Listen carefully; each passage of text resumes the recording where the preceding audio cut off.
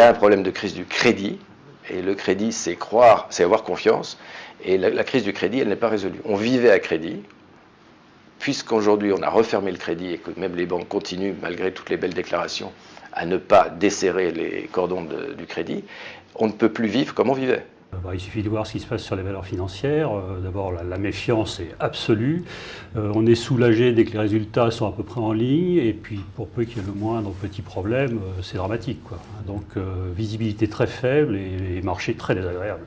Donc, soit on a une vision à long terme et on reste prudent sur les actions tant qu'on ne voit pas plus clair sur le cycle économique sur le moyen terme, soit à l'inverse, on a envie de créer la valeur dans le portefeuille et une approche tactique, donc agressive et réactive face à l'efficacité de ce plan sera probablement de mise au cours des prochains mois. Au moment où on parle, on n'a pas encore appuyé, je dirais, sur une surpondération tactique des actions dans les portefeuilles.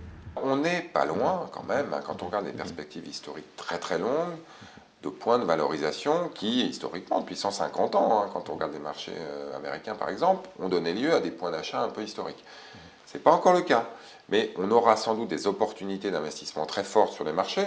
Et quelqu'un qui aujourd'hui n'est pas du tout investi a sans doute intérêt à commencer à le faire, parce qu'on reste, après une chute de 40 à 50% des principaux indices, sur des niveaux de marché qui commencent à être raisonnables.